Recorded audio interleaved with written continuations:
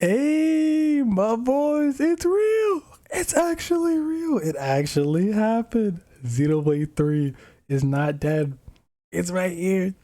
It was announced. This is the greatest day. Greatest day ever. Xenoblade Chronicles is my favorite game franchise of all time, and Xenoblade 2 is my favorite game of all time.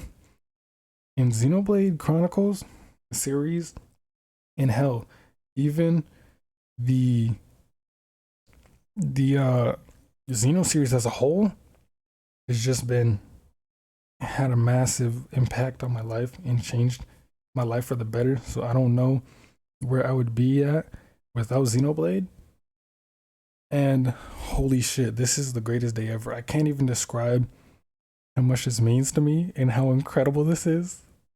Oh, but I don't want to drag anything on too long.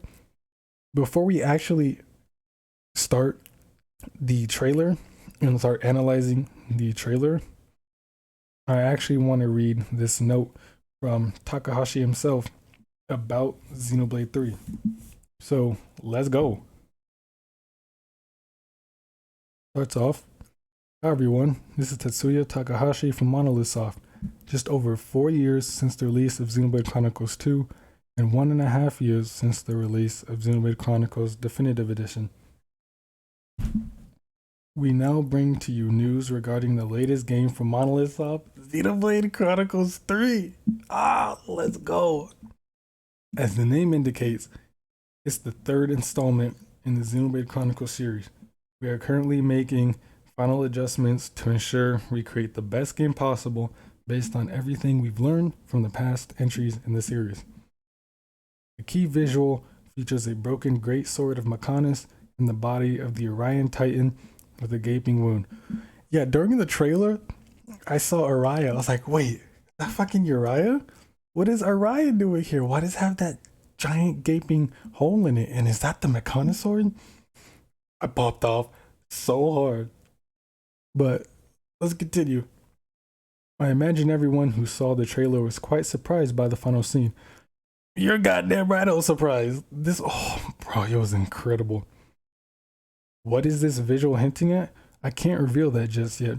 What I can tell you is that this visual was conceived quite some time ago. More precisely speaking, we came up with it sometime between the end of development of Xenoblade Chronicles and the beginning of development of Xenoblade Chronicles 2. So it's not something we recently added to the series. So they've already had this conceived and ready before Xenoblade 2 even went into development, at the beginning of development for Xenoblade 2. So they were already planning on crossing over 1 and 2 before 2 was even a thing, or before 2 was in its early stages of development. That's fucking insane. What? Huh? I need to chill out. Let's get through the rest of this. We believe the game will be enjoyable for both those who've played Xenoblade Chronicles and Xenoblade Chronicles 2, as well as those who will be playing a Xenoblade Chronicles game for the first time. I am ecstatic, beyond ecstatic. I can't fucking wait for this game. I really cannot. And I apologize if I mispronounce any of these names in these next paragraphs. I'm like so full of excitement and hype that I can barely speak. I've been stumbling over my words and stuttering a lot in this video. So please excuse that. And please excuse my bad pronunciations of these names. No disrespect intended. The characters were designed by Matsutsugi Saito, who also designed the characters for Xenoblade Chronicles 2. Though we can't reveal them at this time, Koichi Magitani created some of the game's key artwork. As you can see, familiar staff members with the Xenoblade Chronicles series have once again come together to create this game. The game music also handled by artists who've contributed to the series in the past. The music for Xenoblade Chronicles 3 was composed by Yasunori Mitsuda. He's the fucking go. Mitsuda's the go. As well as Manami Kyoto, bro, she killed it. She killed Xenoblade 2 soundtrack. And Ace Tomorikuro Chico, Kenji Hiramatsu, and Miriam Abaunesser.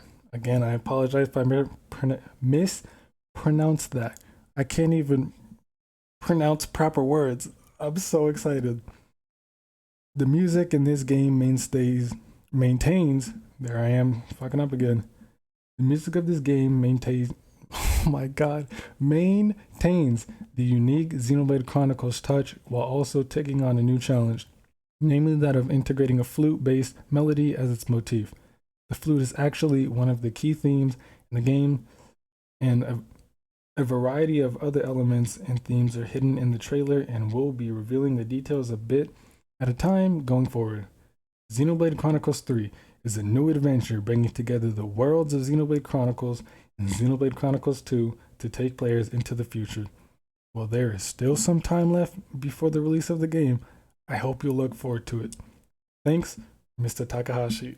Oh, let's go! But I can't even tell you how hype I am for this.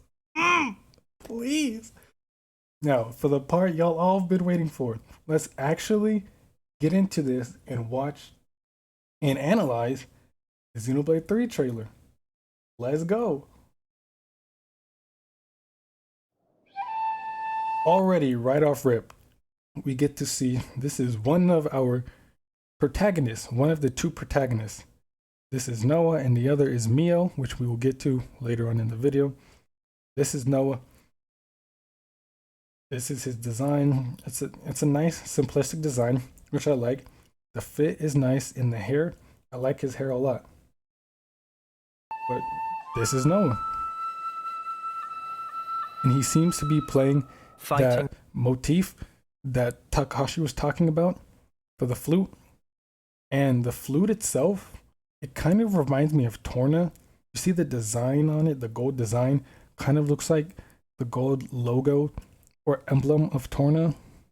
The title of Torna, the Golden Country. It kind of looks like that emblem.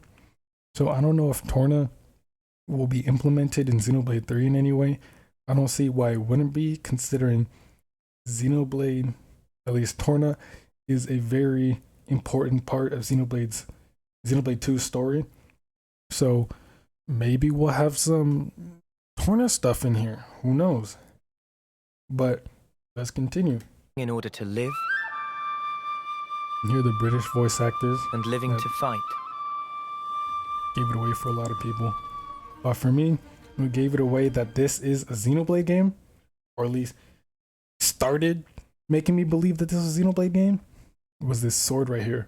This sword, the blue glass acrylic outline, I'm not really sure what that is, but that reminds me of the purple lightning dream smasher that Zeke wields in Xenoblade Chronicles 2. And if you give Pandora certain core chips, it gives it that like bluish outline. I'm really not sure how to describe it, but even just the purple lightning dream smasher itself has that. And just this whole opening cinematic reminds me of the Battle of Sword Valley from Xenoblade 1. So that's something else that also just made me think that this is a Xenoblade game, but that's not even the whole thing. That's the way of our world. Ionios. Right here.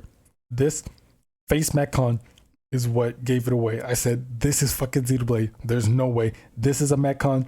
This is Xenoblade. Xenoblade 3 is real, and it's right here, right now. I can't. I'm so excited, I don't even know what to say. But before that, you may have heard him say Ionios. And Ionios is the world of Xenoblade 3, just like how All Rest was the world of Xenoblade 2, and Mira was the world of Xenoblade X. Ionios is the name of the world for Xenoblade 3. And in Xenoblade 3, there are two nations that are at war with each other. Two nations are Kevis and Agnus. And from a tweet from Nintendo about these two nations. One of them says, Kevis is a nation where mechanical technology was developed. Its forces are mainly composed of combat vehicles and small mobile weapons operated by people riding them. If they're clothed in black and have a mech style, then they're Kevis. So it seems that Skells possibly could make a return. Because if you remember, it says its forces are mainly composed of combat vehicles and small mobile weapons operated by humans riding them. Skells are kind of like that. And it says if they're clothed in black and have, in air quotes, mech style, then they're Kevis. So we could possibly getting Skells back, or we might even be able to pilot our own face Mechons, since Mechon are in the game, as you can see right here with this one. And the other nation that Kevis is at war with is called Agnus. Agnus is a nation strong in ether, a magical technology. The forces are made up of units specialized in ether combat, and they fight with small, mobile, autonomous weapons. If they're clad in white and are proficient in ether combat, then they're Agnus. So, black, Kevis. White, Agnus. That clears up a lot and makes a lot of things easier to understand later on in the trailer. And going back and watching the trailer after knowing this makes everything makes so much more sense. So let's just keep going. Right here, we get a better look at our boy Noah. He seems to be wielding a sword that looks like to be a fusion or a mix between the Monado and Pyra's Aegis sword. You can see it has the general shape and outline of the Monado, and it has like the little Monado wheel down here, if you can see it. A little Monado art wheel. And you can see like gold strips or clips on the side of the sword that look like they took inspiration from Pyra's Aegis sword. So this looks to be like a fusion or a mix of the Monado and an Aegis sword. That could be that what that is. What would possess you to side? Alright, and this here is Mio, our second protagonist. And she is clearly Gormati, as you can see by the ears. And she seems to be wielding the Twin Rings, same weapons that Nia wielded in Xenoblade 2. So she could be descended from Nia, or she could even possibly be Nia's daughter, since Nia is in the game and we can see her later on in the trailer, which we will get to. But she seems to be Nia's daughter, and you can see right here, it's kind of hard to see, but I think later on in the trailer we can also see it. Her core crystal is actually multicolored, so she could be either a flesh eater or a blade eater. So maybe there's crossbreeding between humans and blades, and there's like half human, half blade offspring in this game, which would mean blades could make a return and we might be able to play as blades. So Mio here looks to see, or seems to be, some type of flesh or blade eater. So blades and humans could be crossbreeding, which was kind of hinted at in Xenoblade 2, but not too much. Side with them. We're fighting because there are enemies to kill. And if you pay attention to the dialogue, I'll go back so you can hear it. Ionios. Tell me, what would possess you to side with them? We're fighting because there are enemies to kill. So Noah is surprised or concerned that Mio is fighting for the opposite side, and she says there are enemies to kill. I'm not quite sure what that means, but this could mean that Noah and Mio were on opposite sides at one point, and then they joined forces at some point in the story. And then this guy right here Refuse to believe you're him. comes in, and this looks to be Lance, who is another party member, and he comes in protecting Noah, saying, I refuse to believe you're him. I'm not quite sure what that means, but this could tie into the dialogue that Noah and Mio had. Maybe there's some evil person in Ionia and he looks like Noah, or it could be a clone of Noah to like maybe bash on Noah and like ruin his image. It could be some plot by some higher figure, and maybe Mio believes that Noah is this bad person, and then Lance is coming in to protect Noah, saying, I refuse to believe you're him, could mean he refuses to believe that he's actually the evil person, so he protects him. And when Mio says they're enemies to kill, she could be talking about Noah because she thinks he's the bad guy. So that could be a plot point. Not sure, but let's continue. I knew it. Right here, she is a new character. I don't know her name as of right now, but if any of you find out her name, please let me know in the comments because I'd love to know. And I really like her blue hair. Her blue hair streaks, those look really nice. And she seems to be wielding a shield hammer. And if you look at her arm right here, she seems to have like a blue streak, kind of like blue vein type thing. And if you pay attention in Xenoblade Chronicles 2, blades, whenever they use their specials, they would light up with these like blue lines. So maybe she is a blade, and that's why she's wielding a shield hammer. And what I said earlier could be correct, that blades return and we could actually have playable blades. And that just would be dope. Like how Torna, we were able to play some of the blades, like Aegeon, Mithra, Minoth, Brigid, and all them. Haze. We could have playable blades in Xenoblade 3. So that would be really dope. Saw this coming. And right here, I cannot be the only person who thought this was Vandham. He looks a lot like Vandham. The hair is damn near identical. He's got the X on his face. He has the eye patch. Even hell, the clothes even look similar. So even though Vandham died back in chapter 3 in Xenoblade 2, maybe technology is advanced enough to where they resurrected him, and this is the old Vandham himself, or this just could be some descendant of Vandham or somehow related to Vandham. I don't know, but that'd be dope as shit if they resurrected Vandham and this is him. That'd be incredible. You're not enemies now. I'm not sure who this is or what this whole scene is about, but you see they're playing that flute, which is a very big and important theme of Xenoblade 3. Can't really say too much on this scene because I don't really know who this is or what's going on, but they seem to be playing that motif of Xenoblade 3. Fine for you, isn't it? All that. And here we get a better look at Noah and Mio playing their flutes, most likely also the motif of the game.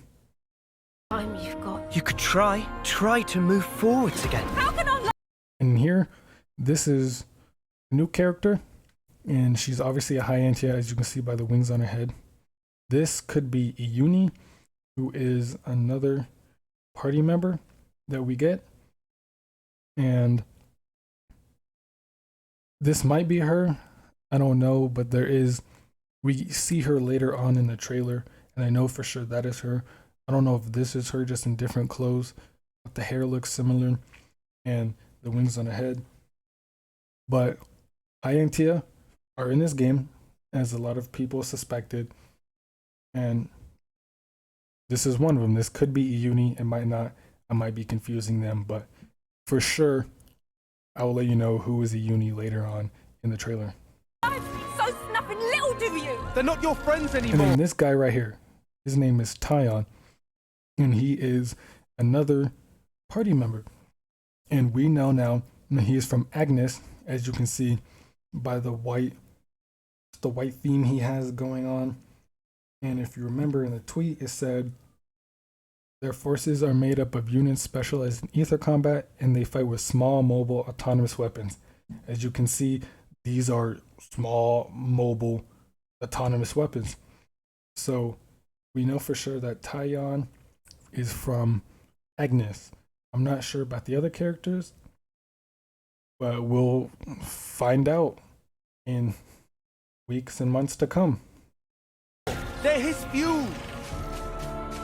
And here we get a first peek at like actual gameplay and the environments we get to explore.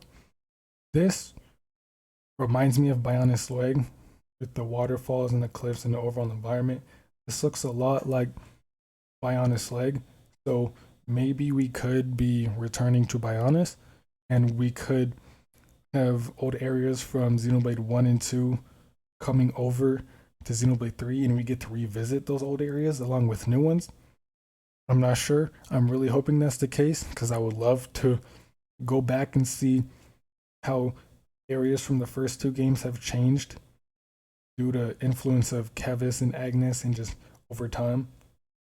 But this is just one of the areas. Sword March. The land. Here, this also looks to seem to be like that Bionis type of Bionis area. But as you can see, it has like Mechonis structures and architecture here. Some Mechonis type architecture and inspiration. So that could be what Yes, that by is. a great sword. Here, this could be the top of Uriah, considering in Xenoblade 2, we never actually were able to explore the outside of Uriah. We were only able to ever be inside of it. So this could be the top of Uriah, considering that the Great Mechonis sword is right here. And if you remember in that visual piece that we'll see later on at the end of this trailer, Takahashi was talking about, it shows the Great Mechonis sword next to the body of the Uriah Titan.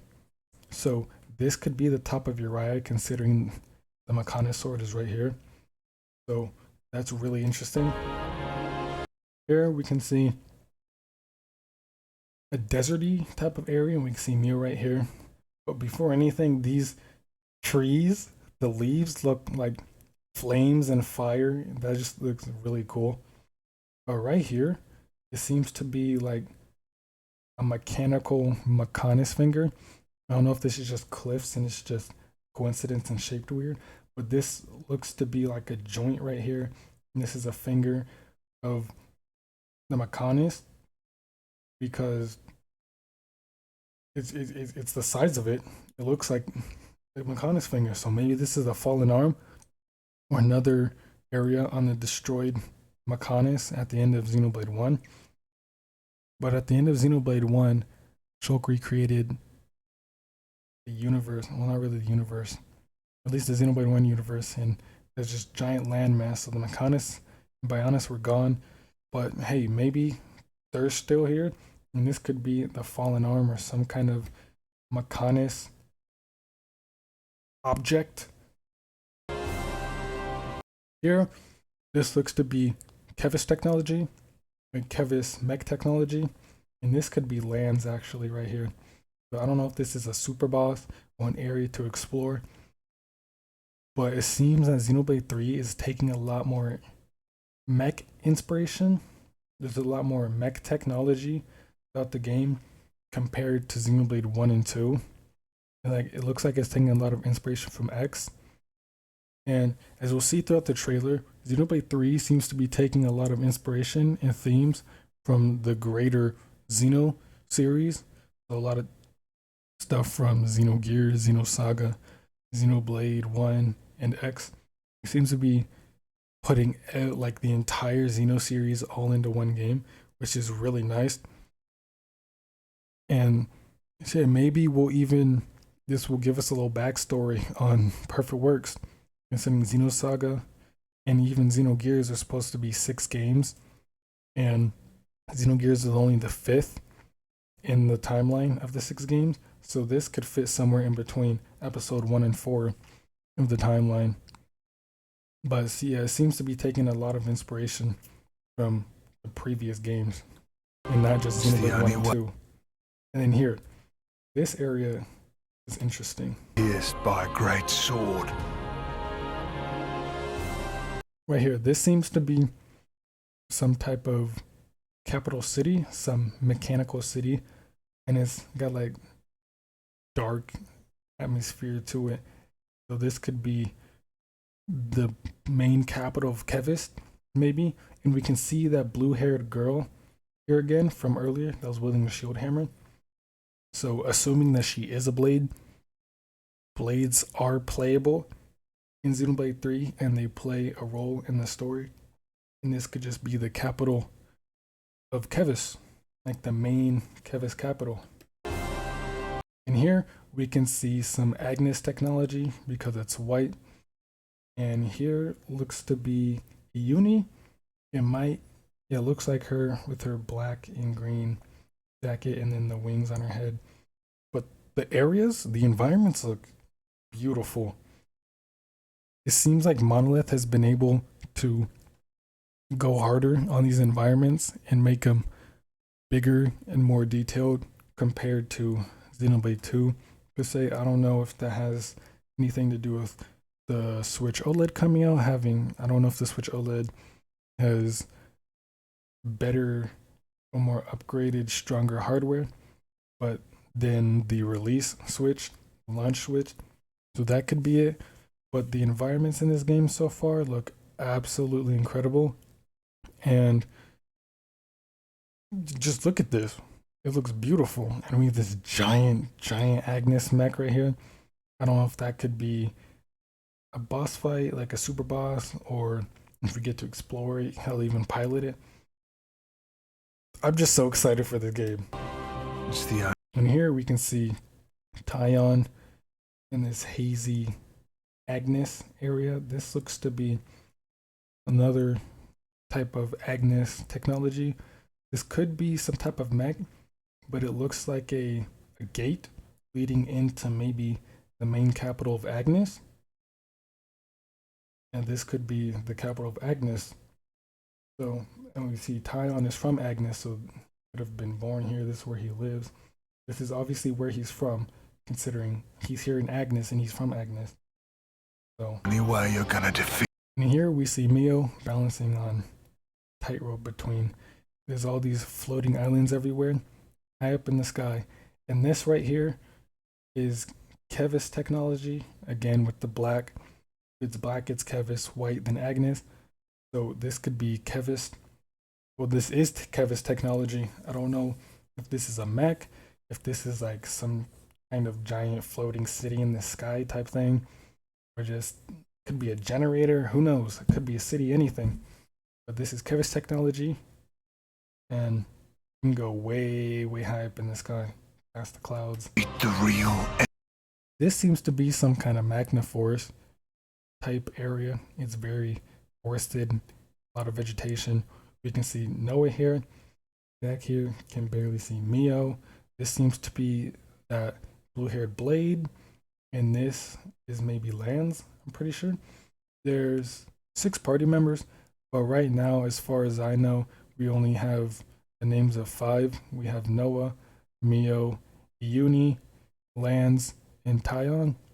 That's only 5, so there's one more party member that we haven't really seen yet or know the name of, and that could be this blue-haired blade. And they haven't said anything about her because she plays a major role in the game, and to reveal that blades are coming back. And I'm sticking to that she is a blade, because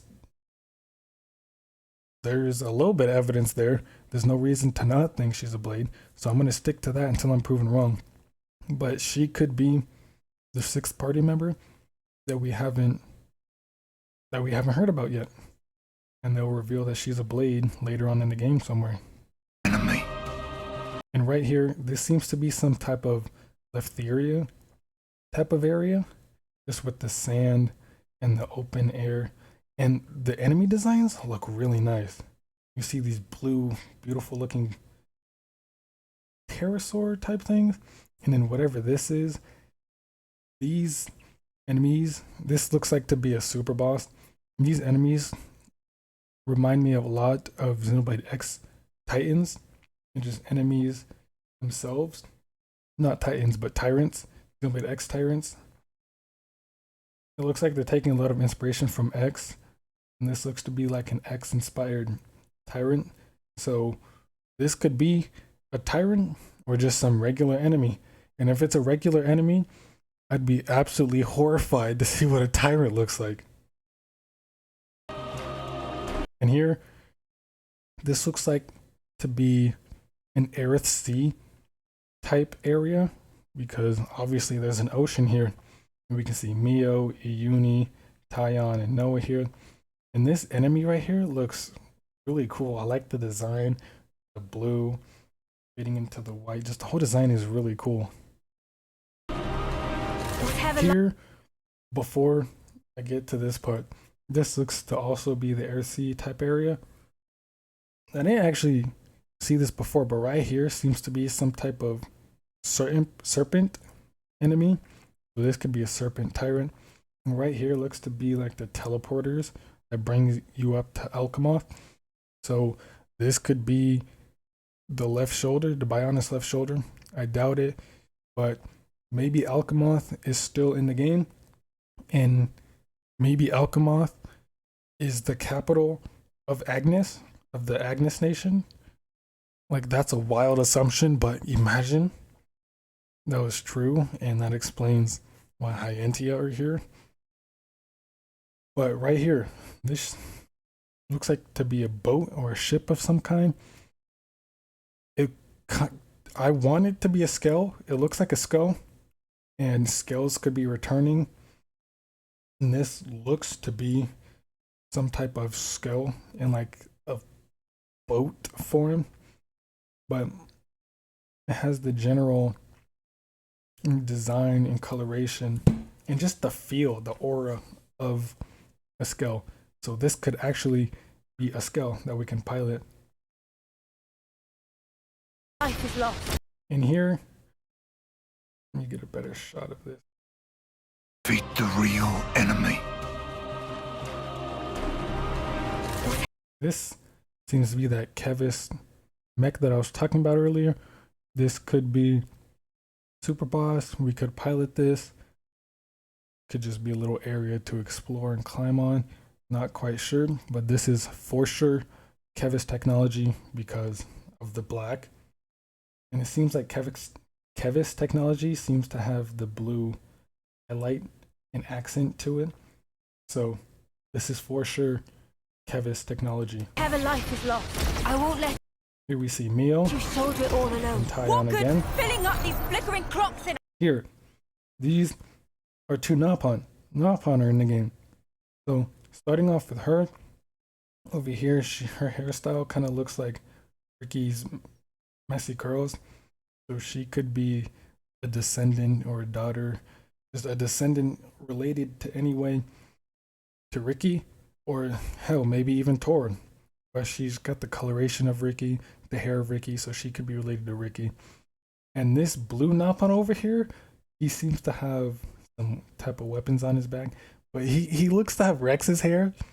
He looks like he just has a wig of Rex's hair, and it's great. So I don't know if Rex has anything to do with that Nopon, but he kind of looks like it. Alright, it'll never replace. Here, this is Eunie. Best girl in Xenoblade 3 already. I don't care. I've already claimed her. It's over. This is Eunie. She's a Hyentia. She is another party member. This is for sure Eunie. And she kinda reminds me of Xion a little bit. So I could have taken inspiration from Xion for Eunie.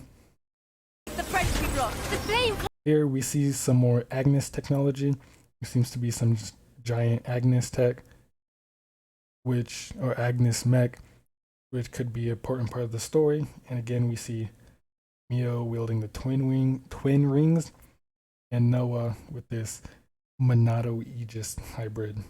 Oh, it has to go! Ouroboros abhor this world. Right here. At first, I thought this was Melia. And actually, looking at the hair, the swirling hair, this could be Melia. I doubt it though. This could most likely be Tyrea, considering Tyrea didn't really have much character development or her own arc. She didn't really have much of her story closed out. She got a little bit of something with Gaelgar in Future Connected, but that's about it, and her little reconciliation with Melia at the end of Future Connected. But other than that, Tyrea didn't really have much a story. She didn't get much love from the developers. So I hope this is Tyrea and she gets her full like story arc and it gets wrapped up in this game, because I really like Tyrea as a character and she didn't get much love. So hopefully this is Tyrea. They must be erased Right here. without This is Nia. This is Nia right here. Nia is my second favorite character in all of Xenoblade. Maybe all of Xeno, but for sure all of Xenoblade. I love Nia. Everything about her personality, her voice actor is incredible, her design, everything about Nia. I love Nia. And this is for sure Nia. We see her core crystal right here, that she is Flesh Eater. And this seems to take inspiration, or like a mix of both her driver form and blade form. In her driver form, she wears her little yellow suit, and this seems to be the hood from it. And the coloration of the white and red, and you see these little covers on her ears from her blade form. So this could be blade form Nia. I'm not sure. I mean, I don't see why not, but this is no doubt definitely for sure Nia. And her and Tyrea seem to be major antagonists in the game, because the way they're portrayed in this trailer, it seems that they're going to be major antagonists. So I don't really want that to happen. I don't want to have to fight Nia. I love Nia. I don't want to have to oppose her. But Nia could be one of the main antagonists in the game, and I'm really interested to see what they're going to do with her character in this game. trace. Oh, and then right here, we see the beautiful, beautiful shot of the Xenoblade 3 title theme. Right here. Like I was talking about earlier, this is and as Takahashi mentioned, this is the Araya Titan. Its mouth right here, and has this giant gaping hole in it. And we see the Mechon sword right here next to it. Now, he said this was very important. This meant something special, and he can't reveal it right now. But maybe the Mechon sword caused this. It struck Araya and caused this. Maybe Araya and the Mechonis were fighting. I don't know. But based on this angle, Araya seems to be like a tundra, snowy area from what we can see. So earlier when I said it could be Araya due to the Mechon sword in the background, and we could have been up here, this seems to be a snowy area, so that might not even be that grassy area we saw. Or it could, and it could just be lighting and clouds from far away. I apologize about that sound. I'm sorry if that scared any of you. But yeah, this closing cinematic is beautiful.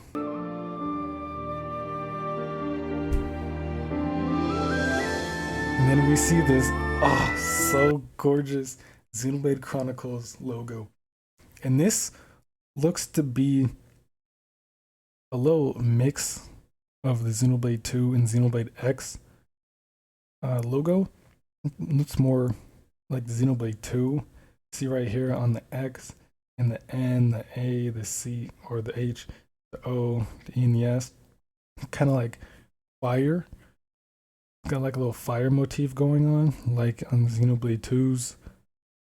Their Xenoblade 2's logo, and it looks like it's fading away as it's burning. So that could mean something, considering the logos kind of told a little bit about the story of the previous Xenoblade games. In Xenoblade X, the logo seemed to be like shot up and scratched and all metallic, hinting at skills and just the mechanical technological themes of the game. And then for Xenoblade 2, we had the fiery logo for Pyra.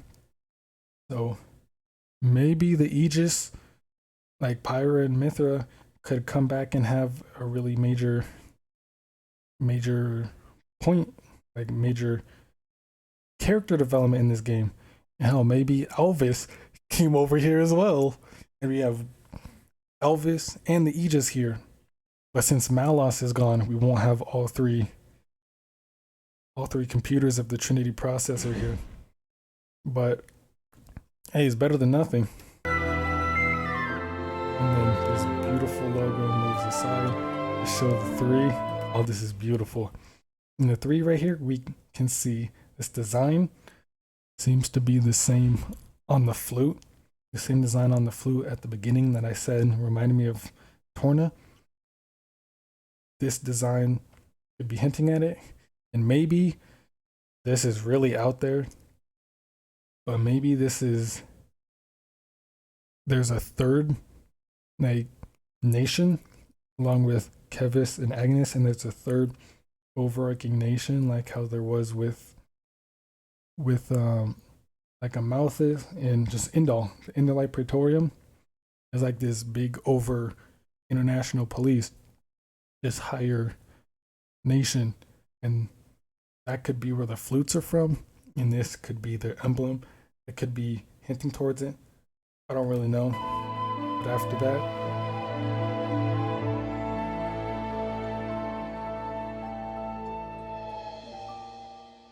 this was the greatest. This just enhanced my pop off even more. A September 2022 release. That's only 7 months away. September? They did say they were in the final stages of the game, but to get the game released this year is absolutely insane. A September release. That means they've been working on this game for around 4 years now. Ever since Xenoblade 2 finished development, they started this, and they haven't said anything about it ever since. Kind of like Bayonetta 3 or Metroid Dread. They've been really quiet on this and haven't told us anything, but it's finally here. It is finally here. It's not dead. The rumors were true. Xenoblade Chronicles 3. Oh my god. This is incredible. I can't express how excited I am right now, but this is just going to be a plethora of content. There's so many videos I have to make and catch up on before the release of this, but I'm going to be making so much content on Xenoblade 3. This is going to be incredible. My channel is going to grow, hopefully, and we'll see what happens when this game releases. I cannot wait, but this video has been going on for long enough. I don't want to keep y'all. But as always, thanks for watching. Have a damn good day. Stay safe, be well, and please, please, more now than ever. More now than any other time. Go play some goddamn Xenoblade. Please go play. Just play Xenoblade. Play Xenoblade.